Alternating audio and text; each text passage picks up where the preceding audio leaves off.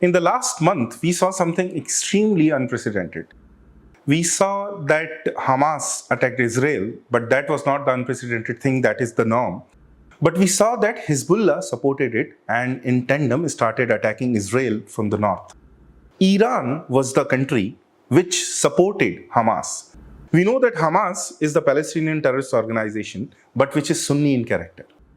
Iran is Shia, and no matter how united the Islamic world is, the Shia and the Sunni powers rarely come together. But Iran in this case held a Sunni power, a Sunni terrorist organization, to actually attack Israel, where just a few years ago, the very creation of ISIS was a Sunni reply to the Shia domination of the Middle East, ever since Saddam Hussein was toppled by America. Because if you understand the demography of these countries, Iran is completely a Shia country. Iraq is a majority Shia country, which until Saddam ruled, was ruled by the Sunni minority, because Saddam was Sunni.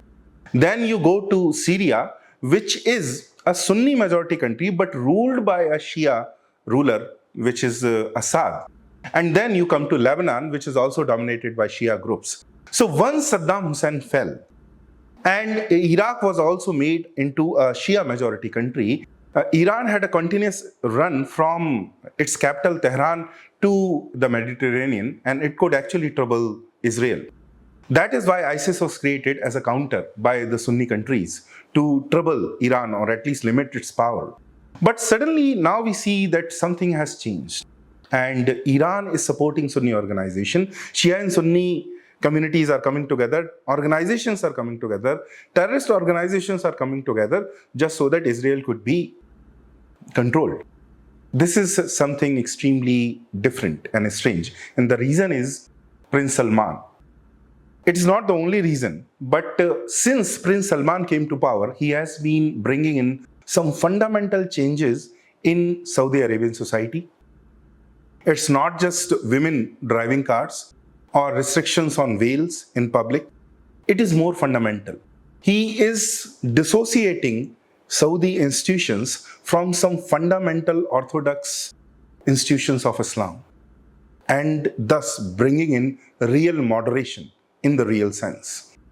It is easy in Saudi Arabia because his grandfather created a country, Saudi Arabia, where the mullahs and all the clergy of Islam was directly dependent upon the Saudi family.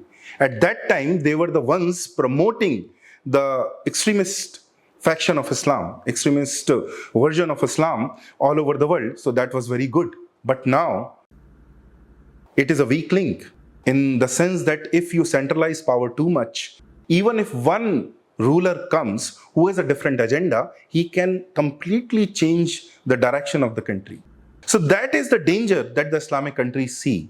And that is why they have all come together to attack Israel, even Sunni and Shia country. And that's not the only thing.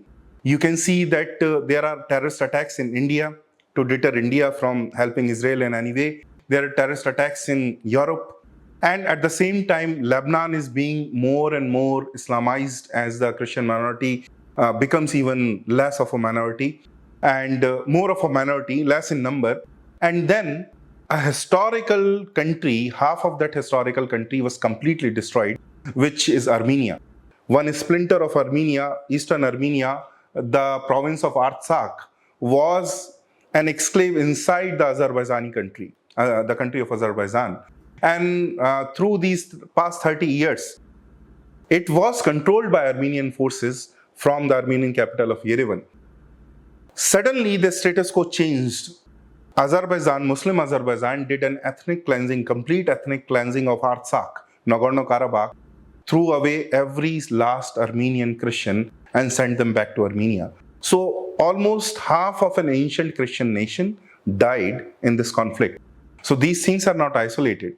There is a real danger that Islam at the center can be moderated, that some moderation can come in their society. And so the global forces, Shia and Sunni, everyone is coming together to prevent that. We should understand that game and respond accordingly, because any power which wants to be a superpower has to have an opinion on everything and everyone under the sun. This is our time. We should know who is our enemy, who is our friend, who are we, and we have to respond accordingly.